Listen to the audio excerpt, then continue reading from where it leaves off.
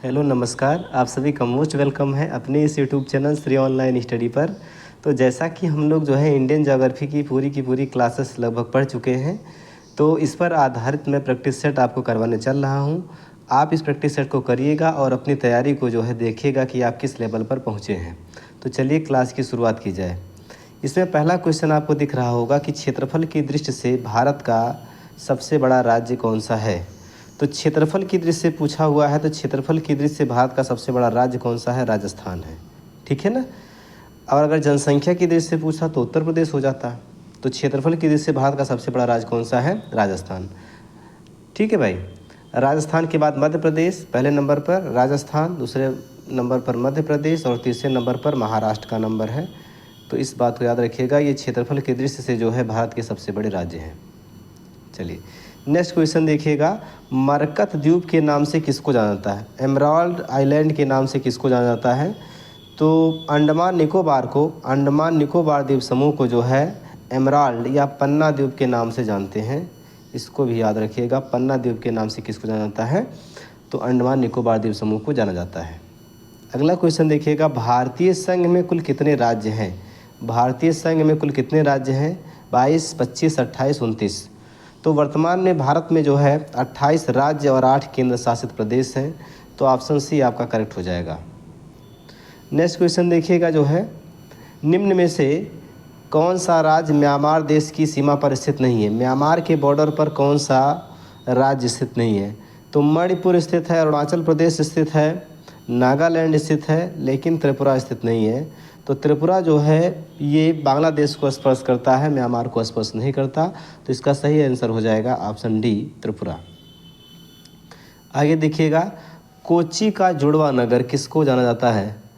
अलेप्पी, अलवाई, तिरुवनंतपुरम, एर्नाकुलम। तो इसमें एर्नाकुलम जो है इसको जो है कोच्चि का जुड़वा नगर के नाम से जाना जाता है।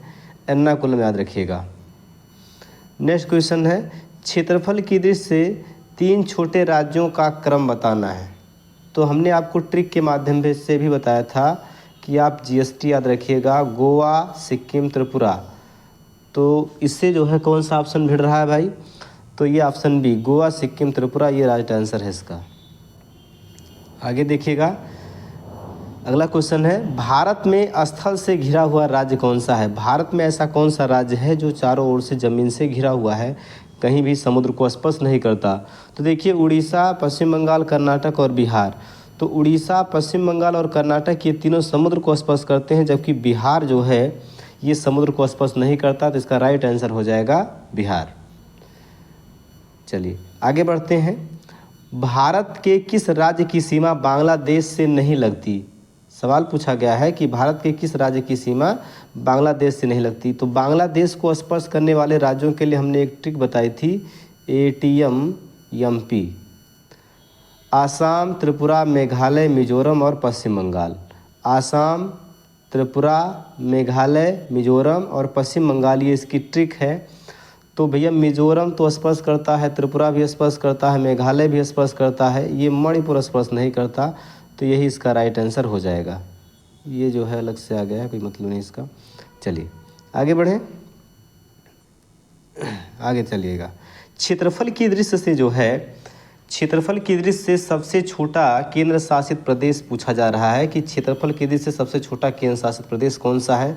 लक्षद्वीप है, दमन दीव है, पुदुचेरी, दादर नगर हवेली। तो सबसे छोटा केंद्र शासित प्रदेश है लक्षद्वीप, जो है ये सबसे छोटा केंद्र शासित प्रदेश है। और अगर सबसे बड़ा पूछा जाएगा वर्तमान में तो लद्दाख है। सबसे बड़ा कौन सा है? लद्दाख। और सबसे छोटा केंद्र शासित प्रदेश कौन सा है? तो यह है लक्षद्वीप। चलिए आगे बढ़ते हैं, अगला क्वेश्चन है, जनसंख्या तथा क्षेत्रफल की दृष्टि से भारत का विश्व में स्थान पूछा गया है। तो देखिए भाई, जनसंख्या के स्थान पर, जनसंख्या के अनुसार जो है, जो 2011 की जनगणना है उसके अनुसार ये जो भारत है ये दूसरे नंबर पर आता है और क्षेत्रफल के अनुसार से 7वें नंबर पर आता है।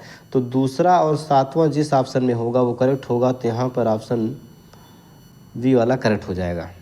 चलिए नेक्स्ट क्वेश्चन देखिएगा, हिंद महासागर के तट पर स्थित देशों में, हिंद महासागर के तट पर स्थित देशों में सर्वाधिक तट लंबाई वाला देश कौन सा है? ये पूछा गया है। तो यहाँ दिए गए ऑप्शन में आपको ये लग रहा होगा कि भारत जो है भारत ये जो है यहाँ पर जो भी देश है इनमें सबसे लंबी तटरेखा वाला राज्य है। चलिए आगे बढ़ते हैं।